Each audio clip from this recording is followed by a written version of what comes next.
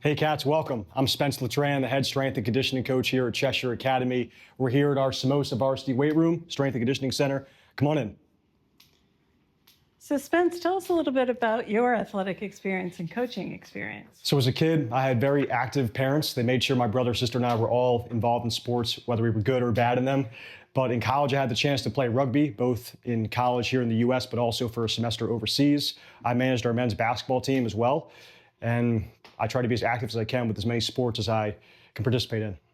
So what kind of spaces do we have here at Cheshire Academy? We have an adjacent fitness center with a lot of cardio equipment, a yoga studio, dumbbells, and a barbell, and a lot of machines on the opposite end of the weight room. We also have here a turf about 20 yards long, 15 yards wide. We have dumbbells, we have racks as well, what you would see in a college and professional setting and high school settings all over the country.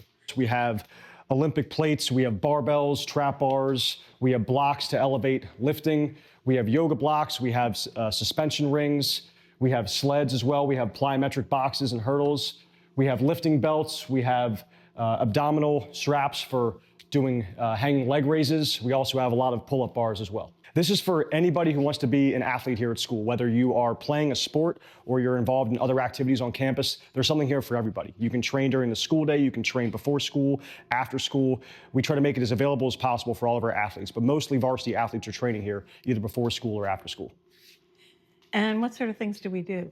So we do anything that is going to use the most amount of muscle mass over the longest range of motion in a way that we can load it incrementally over time. So everybody here uses barbells, dumbbells, kettlebells, in some cases bands. We jump almost every day in training, so we use the hurdles and we use the boxes a lot. We do a lot of calisthenics work, so push-ups and pull-ups and planks as well. That's in pretty much every program here at school. Okay, strength versus conditioning.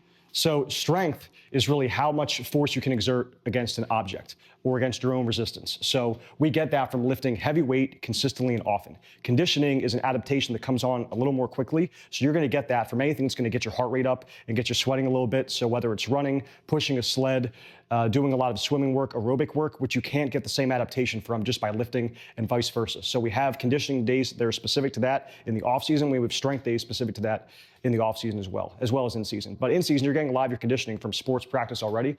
So we tend not to do a lot of extra conditioning work then. How strong should a Cheshire Cat be to dominate? So what we have here, I've kept track over this data for the past 2 years. It's my third year here at school now. I have a list of all these standards. It's kind of tough to see, but I rank them in terms of an iron cat being the best, a blue cat, and a white cat. And essentially, there are statistics based on how each athlete's done in the top tier range for their sport in terms of strength, then all the way down to a beginner, a novice when they come in. So, for example, you may have a varsity football player who comes in here who's the best that they can squat 400 pounds or 450 pounds. They would be an iron cat. And a beginner who's never squatted before, they may be a white cat, and they might be able to do just the barbell, if not something a little bit less. So I have everything in between for ranking our athletes for where they should be and how they can progress throughout here at school. It's not a ranking system in terms of building your overall confidence and comparing everyone, but a matter of how can we progress your program to get you where you have to be as quickly as possible. Practice versus training. So, great question. So our practice is focused on the things you do on your field, on the court, swimming, what have you, on the course for cross country. You get all those adaptations from practicing your sport there. We can't replicate that here necessarily. It wouldn't really be that effective for us, so we train here. We focus on qualities that are going to get you stronger to perform better on the field of play and leave all the extra sport-specific stuff for your practices and your games. But here, we train the muscles to get as strong and as fast as possible and as mobile as possible to execute that when you compete. How do we progress? We progress first in the big barbell movements and dumbbell movements and your calisthenics by increasing the load you can use. So we'll focus on that first in terms, it might be 1 pound for some younger kids. It might be 5 or 10 pounds for some older, stronger kids. But when it comes to smaller muscle groups, we tend to increase the number of sets, the number of reps first, or the number of seconds that are involved with that exercise. How often and how long do you train? So off-season trains 5 times a week, Monday through Friday. We do 4 strength days, 1 conditioning day.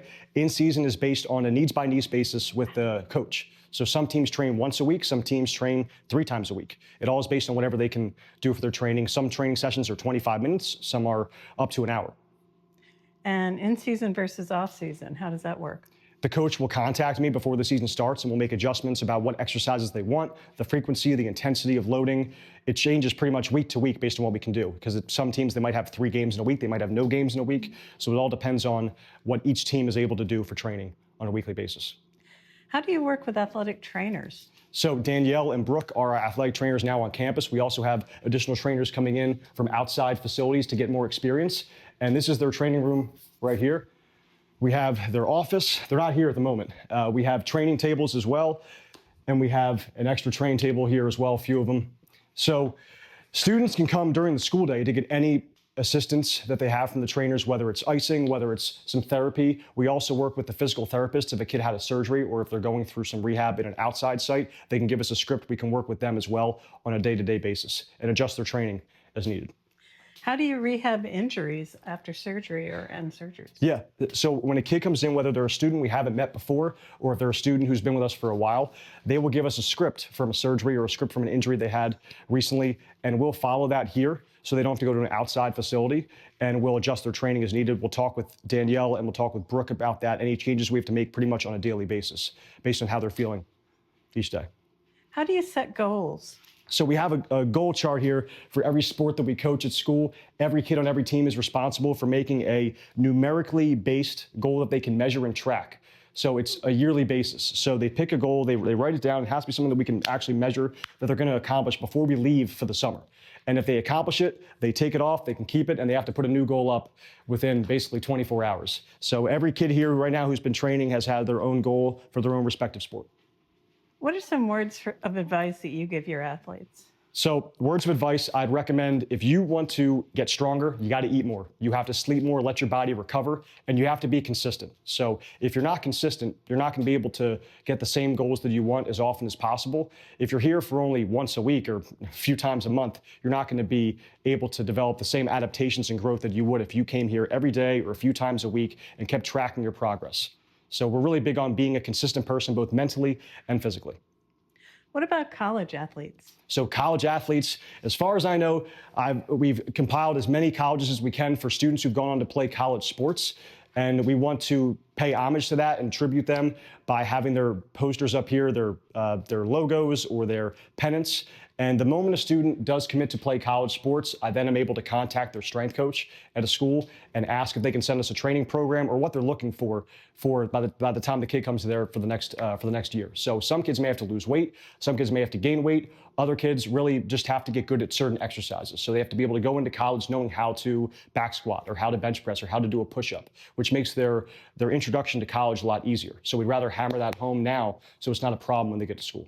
Thanks so much, Coach Spence. Yeah, you're welcome. Thank you. Go Cats. See you soon.